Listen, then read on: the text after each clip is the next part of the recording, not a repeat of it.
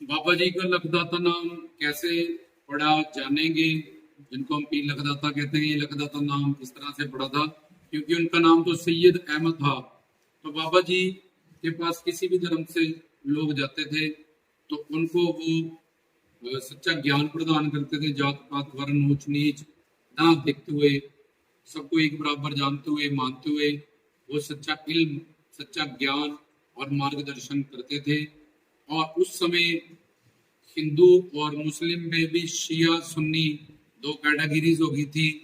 और हिंदुओं में भी क्षत्रिय ब्राह्मण शूद्र वैश्य गृहस्थ सन्यास वनप्रस्थ, इस तरह से ये चार आश्रम, चार वर्ण कि गृहस्थियों की ये साधना है, सन्यासियों की ये, ब्रह्मचारियों की ये साधना है, जंगलों में रहने वालों की ये साधना है। जहाँ क्षत्रिय देश की रक्षा करेंगे, फौज मिलिट्री पुलिस में जाएंगे, ब्राह्मण ही पूजा पाठ सिर्फ कर सकते हैं, शूद्र जो है इनको अधिकार नहीं दिया जाता था, और वैश्य खेती बाड़ी करें।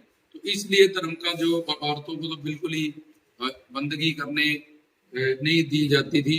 तो जीव कल्याण का जो रास्ता था वो बंद सा हो गया था, क्योंकि दोनों में वहां भी लड़ाई थी और यहाँ भी लड़ाई थी। और बहुत ज्यादा मतलब कायदे कानून नियम में बांध दिया जाता और किसी को भी अधिकारित्व नहीं दिया जाता था ईश्वर की भक्ति करने का स्वयं ब्राह्मण। तो गुरुओं पीरों संतों फकीरों ने अवतार धारण किया, बलियों ने अवतार धारण किया, ऐसे पीर लखदाता जी ने अवतार धारण किया। और लखदाता जी की कृपा से कोई भी वहां जो जाता था उनको वो सच्चा इल्म और सच्चा ज्ञान प्रदान करते थे। और उनके वहां जात पात वर्ण धर्म ये सब को छोड़ के ईश्वर की बात सिखाई जाती थी। आत्मा का परमात्मा से किस तरह से मिलन होगा, ये मन की सफाई काम क्रोध लोभ अहंकार से किस तरह से होगी, अपने नफ्स को कैसे पाक किया जाता है, तो ये सारा ज्ञान पीर लखदाता जी प्रदान करते थे। और भाईचारा, शांति, अमन, सुकून, इसको लेके ही बाबा जी सबका मार्गदर्शन करते थे, उसको रूहानी मार्ग में आगे बढ़ाते थे, बुले भट्टे के को सीधा रास्ता दिखाते थे। बाबा जी का लखदाता नाम कैसे पड़ा जानेंगे। जिनको हम पीर लखदाता कहते हैं, ये लखदाता नाम किस तरह से पड़ा था, क्योंकि उनका नाम तो सैयद अहमद था। तो बाबा जी के पास किसी भी धर्म से लोग जाते थे तो उनको वो सच्चा ज्ञान प्रदान करते थे। जात पात वर्ण ऊंच नीच ना देखते हुए, सबको एक बराबर जानते हुए मानते हुए वो सच्चा इल्म, सच्चा ज्ञान और मार्गदर्शन करते थे। और उस समय हिंदू और मुस्लिम में भी शिया सुन्नी दो कैटेगरीज हो गई थी। और हिंदुओं में भी क्षत्रिय ब्राह्मण शूद्र वैश्य गृहस्थ सन्यास वनप्रस्थ, इस तरह से ये चार आश्रम, चार वर्ण कि गृहस्थियों की ये साधना है, सन्यासियों की ये, ब्रह्मचारियों की ये साधना है, जंगलों में रहने वालों की ये साधना है। जहाँ क्षत्रिय देश की रक्षा करेंगे, फौज मिलिट्री पुलिस में जाएंगे, ब्राह्मण ही पूजा पाठ सिर्फ कर सकते हैं, शूद्र जो है इनको अधिकार नहीं दिया जाता था, और वैश्य खेती बाड़ी करें। तो इसलिए धर्म का जो औरतों को तो बिल्कुल ही बंदगी करने नहीं दी जाती थी। तो जीव कल्याण का जो रास्ता था वो बंद सा हो गया था, क्योंकि दोनों में वहां भी लड़ाई थी और यहाँ भी लड़ाई थी। और बहुत ज्यादा मतलब कायदे कानून नियम में बांध दिया जाता और किसी को भी अधिकारित्व नहीं दिया जाता था ईश्वर की भक्ति करने का स्वयं ब्राह्मण। तो गुरुओं पीरों संतों फकीरों ने अवतार धारण किया, बलियों ने अवतार धारण किया, ऐसे पीर लखदाता जी ने अवतार धारण किया। और लखदाता जी की कृपा से कोई भी वहां जो जाता था उनको वो सच्चा इल्म और सच्चा ज्ञान प्रदान करते थे।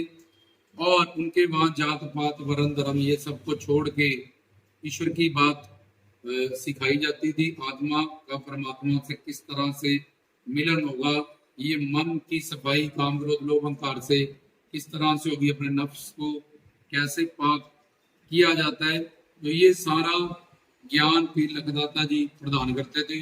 और भाईचारा, शांति, अमन, सुकून, इसको लेके ही बाबा जी सबका मार्गदर्शन करते थे, उसको रूहानी मार्ग में आगे बढ़ाते थे, बुले भट्टे के को सीधा रास्ता दिखाते थे। तो लखदाता नाम क्योंकि बाबा जी सब धर्मों के लोगों को सच्चा ज्ञान देते थे और बाबा जी जीव हत्या के खिलाफ थे। ईद होती है खुशी, ईद उल फतर होते हैं खुशियां बांटना। तो बाबा जी ने जीव हत्या, किसी भी जीव की हत्या करके अल्लाह पाक को खुश किया जा सकता है, या कोई देवी रूहानी शक्तियां पाई जा सकती हैं, या किसी नबी को खुश किया जा सकता है। ऐसे उन्होंने जीव हत्या के, हमसे सिख भी प्यार करते हैं, हिंदू भी प्यार करते हैं, वो गां की पूजा करते हैं और भेड़ बकरियों को पालते हैं। इसलिए बाबा जी ने कि हमारे मुरीदान सब धर्मों से आते हैं, उन्होंने, वो पीरों के सरदार भी थे, तो ये ऑर्डर किया था, हुक्मनामा जारी किया था कि कोई भी अल्लाह के नाम पे या भगवान के नाम पे, ईश्वर के नाम पे किसी भी जीव की हत्या नहीं करेगा। और उन लाखों को उन्होंने तारा पे किसी धर्म से भी किया, मजहब से गया, सबका उन्होंने कल्याण किया, सबका मार्गदर्शन किया।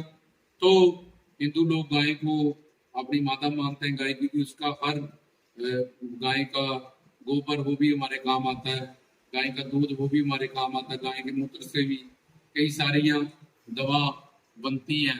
तो इसलिए गाय की जितनी भी आउटलेट चीजें हैं सारी इस्तेमाल में आती है।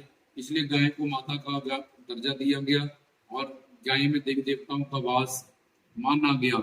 तो इस तरह से उनको पता था कि हिंदुइज्म में ऐसे है, इस्लाम में ऐसे है, सिखिज्म में, तो उन्होंने जीव हत्या के लिए सबको मना किया कि कोई भी अल्लाह पाक के नाम पे या पीरों फकीरों के नाम पे किसी भी मुर्गा मुर्गी को, बकरा बकरी को, भेड़ को या किसी भी तरह की भी कोई जीव हत्या नहीं की जाएगी।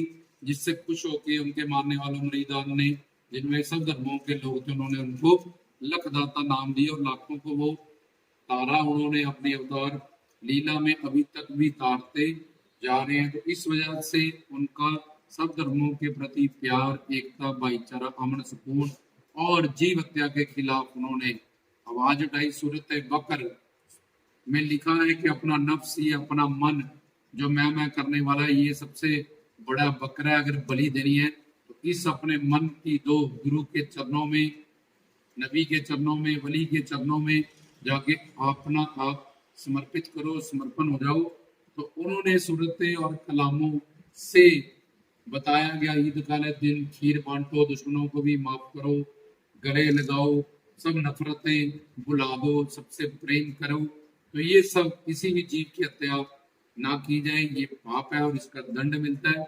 ये सारा उन्होंने अपना रूहानी फैज और इल्म और ज्ञान बांटा था अपने मुरीदान को, उनके पास आने वालों को, जिसलिए उनका एक नाम लखदाता भी पड़ा। उन्होंने लाखों को तारा इसलिए, और उन्होंने जीव हत्या के खिलाफ आवाज उठाई और पीरों के सरदार थे वो, इसलिए उनकी बात सबको माननी पड़ती थी। ऐसा जो लोग करते हैं वो पाप के भागीदार हैं और वो जहन्नम जाएंगे।